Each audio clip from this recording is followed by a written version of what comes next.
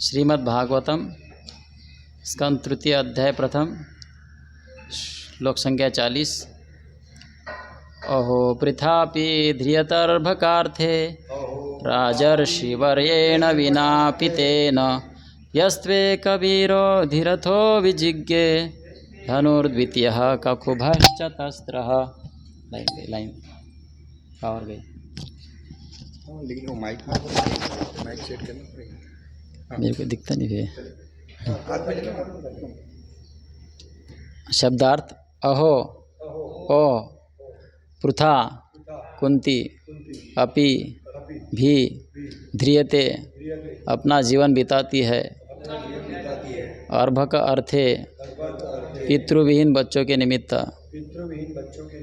राजर्षि राजा पांडु वरेण सर्वश्रेष्ठ विना अपि बिना भी तेना उसके यह जो तू लेकिन एक अकेला वीरः योद्धा अधिरथः सेनानायक विजिज्ञे जीत सका धनुः धनुष द्वितीयः दूसरा ककुभः दिशाएं चतस्त्रः चारों। अनुवाद। हे स्वामी, क्या पृथा अब भी जीवित है? वह अपने पितृहीन बालकों के निमित्त ही जीवित रही, अन्यथा राजा पांडु के बिना उसका जीवित रह पाना असंभव था, जो कि महानतम सेनानायक थे और जिन्होंने अकेले ही अपने दूसरे धनुष के बल पर चारों दिशाएं जीत ली थी।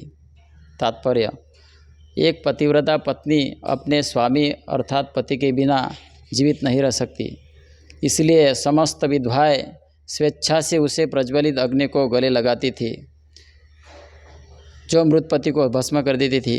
भारत में यह अत्यंत सामान्य प्रथा थी, क्योंकि सारी पत्नियां सती तथा पतिव्रता होती थी।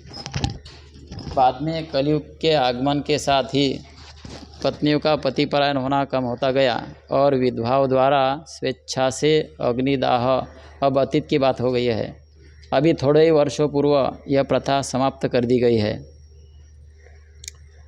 क्योंकि स्वैच्छिक प्रथा ने बलात् सामाजिक प्रथा का रूप धारण कर लिया था। जब महाराज पांडु मरे तो उनकी दोनों ही पत्नियां माद्री तथा कुंती अग्निदाह के लिए तैयार थी, किंतु माद्री ने कुंती से अनुरोध किया कि वे 5 पांडवों के जो छोटे बच्चे थे निमित्त जीवित रहे। जब व्यासदेव ने भी यह आग्रह किया तो कुंती ने ऐसा करना स्वीकार कर लिया। अतिशय विछोह के बावजूद कुंती ने अपने पति की अनुपस्थिति में जीवन का भोग करने के लिए नहीं, अपितु बच्चों को संरक्षण प्रदान करने के लिए ही जीवित रहने का निश्चय किया। विदुर इसी घटना का प्रसंग दे रहे हैं, क्योंकि वे अपने भावज कुंती देवी के विषय में सारी बातें जानते थे। यह ज्ञात होता है कि महाराज पांडु महान योद्धा थे और उन्होंने धनुष बाण की सहायता से अकेले ही विश्व की चारों दिशाओं को जीत लिया था। ऐसे पति की अनुपस्थिति में कुंती के लिए विधवा के रूप में जीवित रहना असंभव था, तो भी 5 पुत्रों के लिए उन्हें ऐसा करना पड़ा।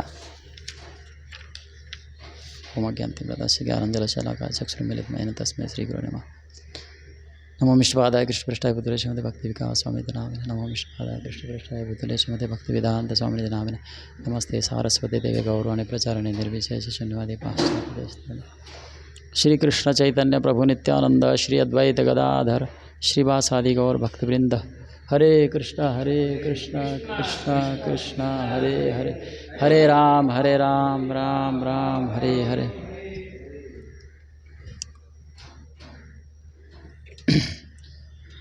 आज का श्लोक। विदुर महाराज अभी तक अनेक प्रश्न पूछे उद्धव जी से। उद्धव भगवान के अत्यंत प्रिय भक्त थे। उनके चचेरे भाई कृष्ण के चचेरे भाई। तो अभी तक बहुत सारे प्रश्न पूछे विदुर जी महाराज ने, उसमें अभी एक प्रश्न पूछ रहे हैं,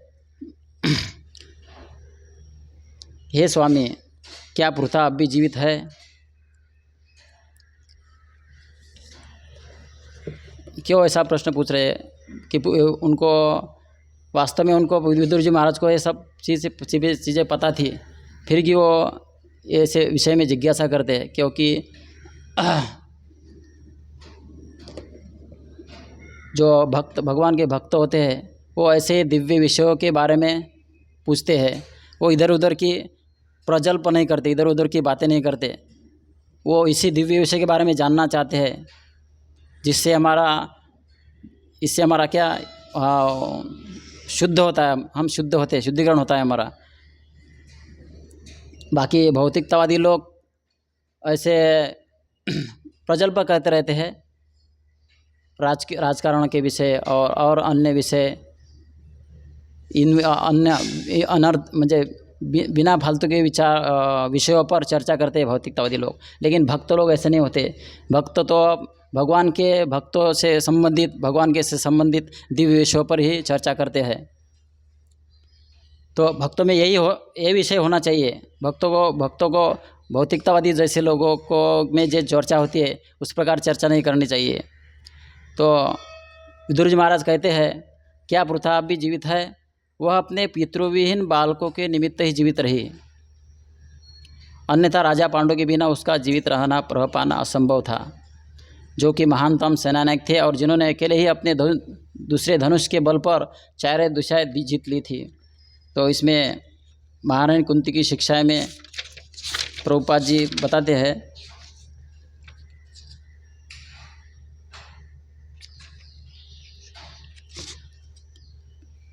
प्राचीन भारत के इतिहास में विस्फोटक युग में से महारानी कुंती का दुखद एवं वीरतापूर्ण व्यक्तित्व बढ़कर सामने आता है। भारत के भव्य महाकाव्य महाभारत, जिसमें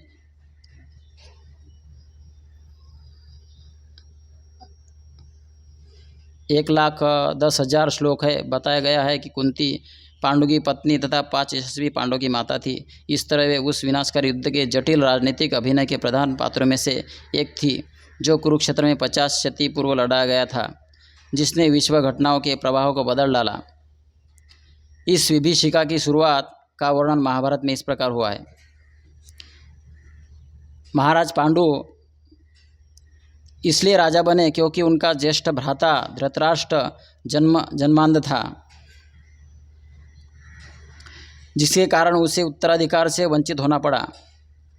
पांडु के सिंहासनासीन होने के कुछ काल बाद धृतराष्ट्र का विवाह गांधारी से हुआ, जिसके 100 पुत्र हुए। एक कौरव वंश का शासक परिवार था, जिसमें सबसे ज्येष्ठ दुर्योधन था, जो अति महत्वाकांक्षी तथा क्रूर था। महाराज पांडु के धृतराष्ट्र बड़े भाई थे। तो उसमें वो जन्म से अंध थे, इसलिए महाराज पांडु को राजा बना दिया गया था। और उसके बाद पांडु महाराज को सिंहासन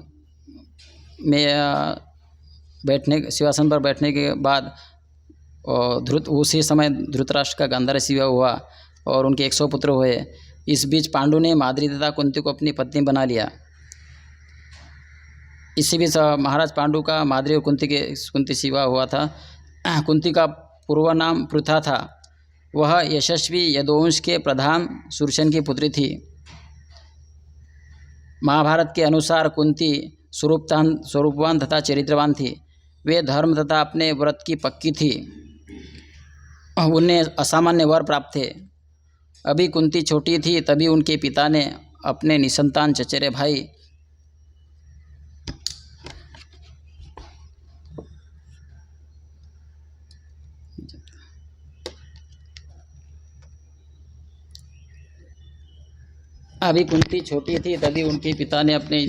चचेरे भाई तथा घनिष्ठ मित्र कुंती भोज को गोद देने के लिए दे दिया था।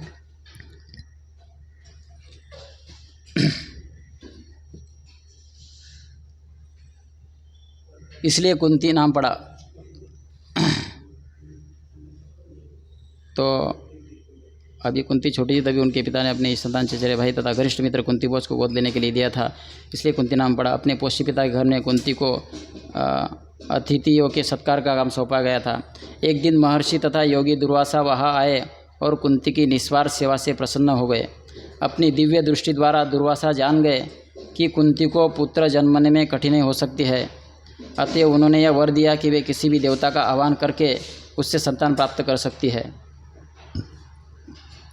दुर्वासा मुनि को ये पता था कि ये वैसे महाराज पांडु को शाप मिला था कि वो कुंती से विवाह करने के बाद उनको संतान नहीं होगी, संतान प्राप्त नहीं करने करेगी कुंती से। तो कुंती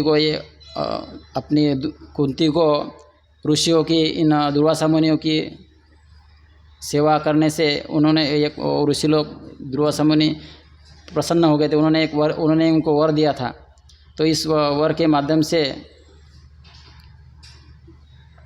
और इस शाप मिलने के कारण महाराज पांडु ने सोच लिया कि उन्होंने इस सिंहासन का परित्याग कर दिया और अपनी पत्नी सहित जंगल में चले गए। वहाँ कुंती को मिले विशेष वर से उन्हें 3 यशस्वी पुत्र हुए। सर्वप्रथम उन्होंने धर्मदेव का आह्वान किया, फिर दुर्वासा द्वारा बताई गई विधि से धर्मदेव की पूजा करके उसके साथ संगम किया तो एक बालक उत्पन्न हुआ। तभी आकाशवाणी हुई कि यह बालक युधिष्ठिर कहलाएगा और अत्यंत गुणी होगा। यह भव्य, दृढ़व्रत, त्यागी तथा तीनों जगत में विख्यात होगा। तब पांडु ने कुंती से कहा कि वे अत्यंत हृष्टपुष्ट पुत्र उत्पन्न करे। फलतः कुंती ने वायुदेव का आह्वान किया, जिससे बलशाली भीम उत्पन्न हुआ। भीम के उत्पन्न होने पर दैवी वाणी हुई, यह बालक समस्त बलशालियों में अग्रगण्य होगा। तत्पश्चात पांडु ने जंगल के ऋषियों मुनियों से परामर्श किया और तभी कुंती से 1 वर्ष की तपस्या का व्रत लेने को कहा। इस अवधि के बीतने पर पांडु ने कुंती से कहा, हे सुंदरी, स्वर्ग का राजा इंद्र तुम पर प्रसन्न है, अतएव उसका आह्वान करके पुत्र को जन्म दो। तब कुंती ने इंद्र का आह्वान किया और उससे उन्हें अर्जुन नामक पुत्र उत्पन्न हुआ। इस कुमार के जन्म लेते ही वही आकाशवाणी हुई, हे कुंती, यह बालक कार्तवीर्य तथा शिबी के समान बलशाली होगा और युद्ध में साक्षात इंद्र से भी पराजित नहीं होगा। यह तुम्हारे नाम को सर्वत्र फैलाएगा और अपने दैवी हथियार प्राप्त करेगा। इसके बाद पांडु की कनिष्ठा पत्नी माद्री ने नकुल तथा सहदेव नामक 2 पुत्रों को जन्म दिया। पांडु के 5 पुत्र युधिष्ठिर, भीम, अर्जुन, नकुल तथा सहदेव पांडव कहलाए। चूँकि पांडु सिंहासन त्याग कर जंगल चले गए थे, अतएव जब तक पांडु के ज्येष्ठ पुत्र युधिष्ठिर बड़े न हो जाए तब तक धृतराष्ट्र ने सिंहासन संभाला। किंतु इसके पूर्व ही शापवश पांडु की मृत्यु हो गई और माद्री उन्हीं के साथ चिता में भस्म हो गई। इस तरह महारानी कुंती की देखरेख में 5 पांडव बचे रहे। पांडु की मृत्यु के बाद जंगल में निवास करने वाले ऋषि मुनियों ने 5 कुमारों तथा कुंती को कौरवों के दरबार में हस्तिनापुर में पहुंचा दिया। ये 5 बालक राजधानी हस्तिनापुर में शाही ढंग से धृतराष्ट्र तथा विदुर के मार्गदर्शन में पले। यद्यपि पहले धृतराष्ट्र युधिष्ठिर की ओर से राजकाज चलाते रहे, किंतु बाद में वे अपने ज्येष्ठ पुत्र दुर्योधन के अनुसार चलने लगे। दुर्योधन राज्य का भूखा था और वह युधिष्ठिर के स्थान पर स्वयं सिंहासन पर आरूढ़ होना चाहता था। वह ईर्ष्यावश ही पांडवों के विरुद्ध षड्यंत्र रचने लगा और अशक्त धृतराष्ट्र की सहमति से उनको सताने लगा। उसने हस्तिनापुर में उनके प्राण लेने के कई प्रयास भी किए और फिर लाक्षागृह में ले जाकर उसमें अग्नि लगवाकर उनकी हत्या करनी चाहिए। इन 5 युवा पांडवों के साथ उनकी धैर्यवान माता कुंती लगातार रही आई और अपने प्रिय पुत्रों के साथ दुर्योधन की यातनाएं सहती रही। तो कुंती महारानी इस प्रकार इतनी महान स्त्री है कि उन्होंने अनेक दुखों को झेलते हुए इस प्रकार भगवान से कभी नाराज़ नहीं हुए। उन्होंने इतने दुख आए उन्हों पर, सामान्य मनुष्य तो ये इतना सहन नहीं कर सकता है, लेकिन इतने दुखों के बाद भी वो विचलित नहीं हुए। तो इसके कुंती तथा पांडव बारंबार मृत्यु से बचते रहे, क्योंकि भगवान कृष्ण के प्रेमपूर्ण संरक्षण में थे, जिन्होंने अपनी पार्थिव लीलाएं संपन्न करने के लिए ही अवतार लिया था। अंततोगत्वा जीवा की बाजी में चतुर राजनीतिज्ञ दुर्योधन ने पांडवों से छल द्वारा राज्य ले लिया। इस बाजी के फलस्वरूप द्रौपदी को कौरवों के अपशब्द सुनने पड़े और पांडवों को 13 वर्ष वनवास में बिताने पड़े, जिससे कुंती को महान शोक हुआ। जब 13 वर्ष का वनवास समाप्त हुआ तो पांडव अपना राज्य लेने हस्तिनापुर लौटे, किंतु दुर्योधन ने राज्य देने से इनकार कर दिया। पहले तो युधिष्ठिर ने मनोमालिन्य को शांत करने का प्रयास किया, किंतु विफल होने पर उन्हें कृष्ण को भेजा, जिससे शांतिपूर्ण ढंग से पांडवों को उनका राज्य मिल सके। किंतु दुर्योधन की हठवादिता के कारण यह प्रयत्न भी असफल रहा और दोनों पक्ष युद्ध की तैयारी करने लगे। युधिष्ठिर को सिंहासन पर बिठाने या उनका विरोध करने के उद्देश्य से ही पृथ्वी के सभी कोनों से महान योद्धा एकत्र होने लगे और विनाशकारी विश्वयुद्ध के लिए मंच स्थापित हो गया। कुरुक्षेत्र के ऐतिहासिक मैदान में 18 दिनों तक घमासान युद्ध हुआ, जिसमें करोड़ों योद्धाओं में से केवल मुट्ठी भर ही बच पाए। केवल भगवान कृष्ण, पांचों पांडव तथा कुछ अन्य लोग इस हत्याकांड से बचे रहे। बदले की भावना से कौरवों में से बचे हुए अश्वत्थामा ने द्रौपदी के 5 सोते हुए पुत्रों की नृशंसतापूर्वक हत्या कर दी। इस तरह महारानी कुंती को अंतिम धक्का लगा। उनके पौत्र जाते रहे। अश्वत्थामा को जब पशु की तरह बांधकर घसीटते हुए पांडवों के खेमे में लाया गया तो द्रौपदी को उस पर अपार दया आ गई और जिससे उसे छोड़ दिया गया। किंतु इस निर्लज्ज अश्वत्थामा ने पांडवों के अंतिम उत्तराधिकारी को, जो अभी उत्तरा के घर में था, मार डालने के लिए प्रयास किया और उस पर ब्रह्मास्त्र चलाया। जब उत्तरा ने इस अस्त्र को अपनी ओर आते देखा तो वे दौड़कर कृष्ण के शरण में चली आई, जो द्वारका के लिए प्रस्थान करने वाले थे। कृष्ण ने पांडवों तथा उनकी माता को उस अस्त्र के अनियंत्रित तपन तथा तेज को अपने सुदर्शन चक्र से रोक लिया और उस भ्रूण को बचाया। इस अंतिम विपत्ति से पांडवों का उद्धार करके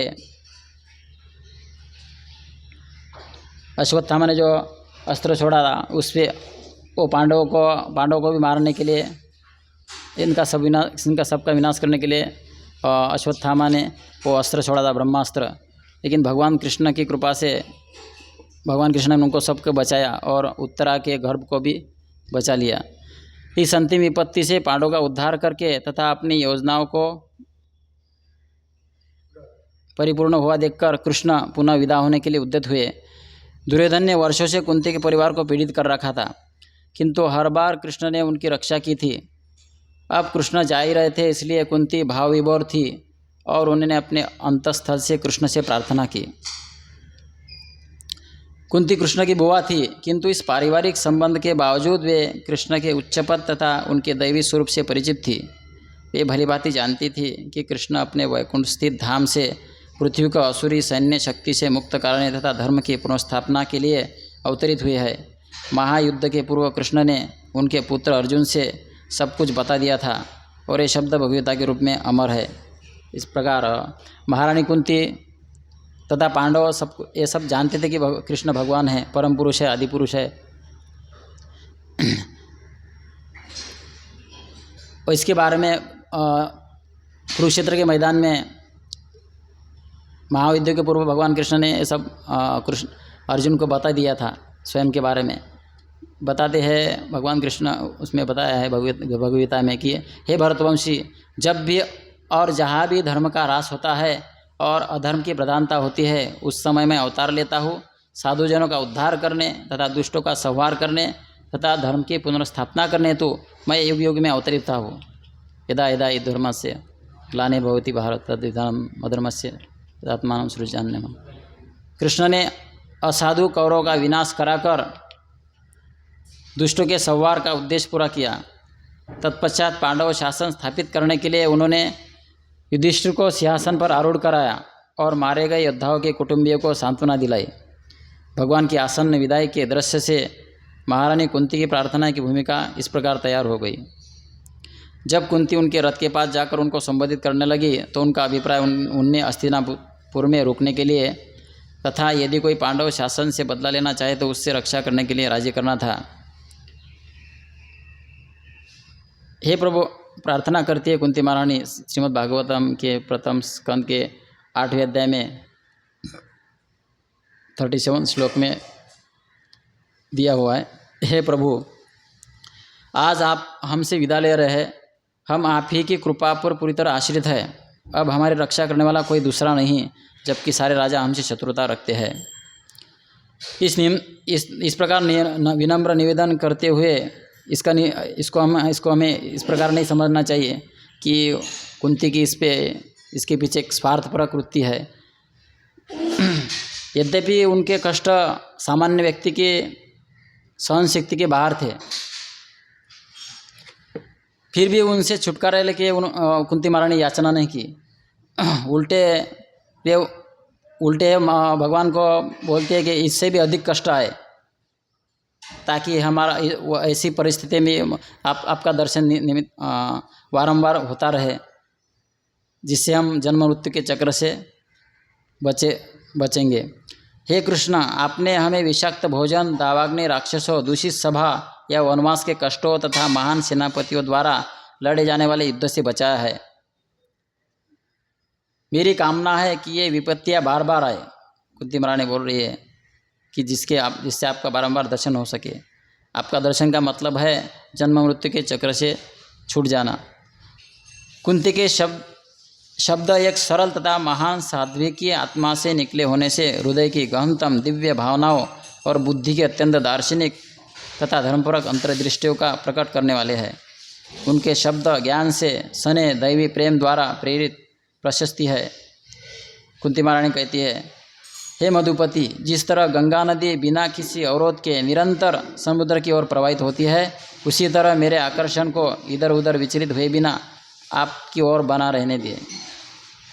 कुंती द्वारा भगवान कृष्ण के स्वतः स्फूर्त महिमागान तथा आध्यात्मिक पथ का वर्णन महाभारत तथा श्रीमद् भागवत में अमर बन चुका है और हजारों वर्षों से इनका वाचन, श्रवण, गायन ऋषियों तथा दार्शनिकों द्वारा होता है।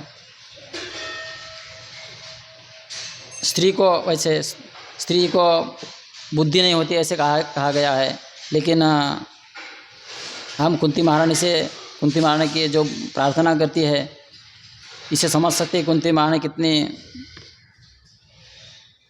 कितना दिव्य ज्ञान है उनको। भगवान कृष्ण के वो इस प्रकार प्रार्थना करती है। तो इससे स्त्रियों को शिक्षा लेनी चाहिए। खाली स्त्रियों को नहीं, पुरुष जाति को भी इससे बहुत बड़ी शिक्षा मिलती है। कुंती द्वारा भगवान कृष्ण के स्वतःस्फूर्त महिमागान तथा आध्यात्मिक पथ का वर्णन महाभारत तथा श्रीमद् भागवत में अमर बन चुका है। भागवत के प्रथम स्कंद में महारानी कुंती की प्रार्थना है 8वें अध्याय में आई है। महारानी कुंती की शिक्षा नामक इस पुस्तक में प्रेरणादायक श्लोक तथा उन पर भक्तिवेदांत स्वामी प्रभुपाद द्वारा की गई प्रकाशमान टीका दी गई है। इस प्रकार कुंती महारानी भगवान को अनेक प्रार्थना करती है। जब भगवान द्वारका के लिए प्रस्थान करने वाले थे, तो इस एक महान स्त्री कुंती महारानी एक भगवान की परम भक्त और महान स्त्री है। उनके पुत्र भी पांडव ये भगवान के वास्तव में पार्षद ही थे, लेकिन अपने लीलाओं को प्रकट करने के लिए वे अब इस धराधाम पर आए थे, जिससे हमें शिक्षा मिले। और उनके बारे में चर्चा करके, उनके इस कुंती महारानी पांडवों के बारे में चर्चा करके हम दिव्य विषय पर चर्चा करके भगवान के धाम को प्राप्त कर सकते हैं। तो कुंती महारानी के समय में उस जो युद्ध हुआ था उस समय तक जो प्रथा थी कि विधवा स्त्री अपना पति के मरने के बाद उस स्वेच्छा से वो अपने पति के साथ अग्नि में सती हो जाती थी। कुछ समय बाद ये प्रभुपाद जी के समय तक ये प्रथा चालू थी लगभग, प्रभुपाद जी कहते हैं। लेकिन इस प्रथा ने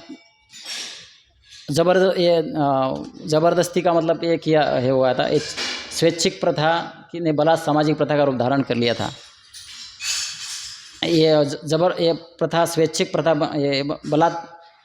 बलात् सामाजिक प्रथा बन गई थी।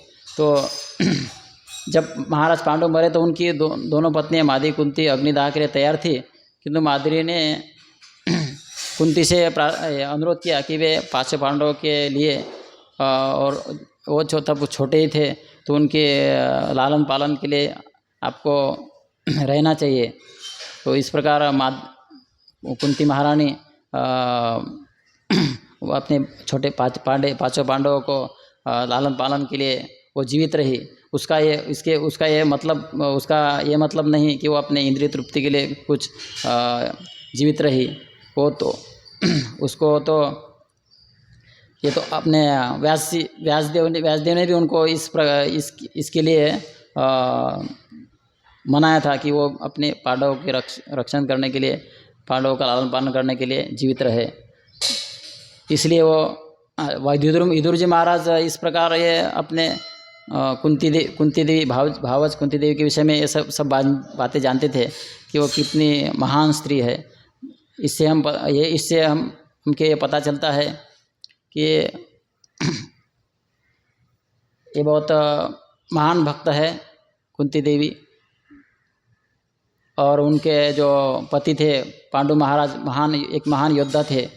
उन्होंने अपने धनुष बाण की सहायता से विश्व के चारों देशों को जीत लिया था। तो इस प्रकार ऐसे महान पति के बिना जीवित रहना उसके लिए असंभव था।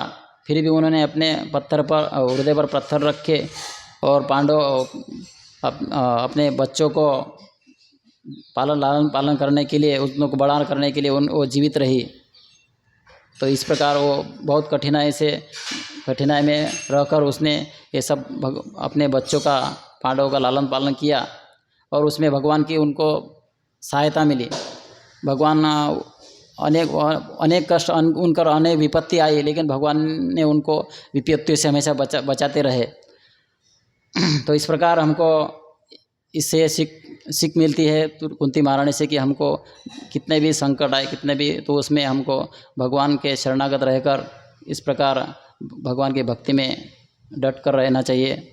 निष्ठा से, दृढ़ निष्ठा हमको रखनी चाहिए भगवान के चरण कमलों के प्रति, जिससे हम अपना जीवन लक्ष्य को प्राप्त कर सकते हैं। हरे कृष्ण।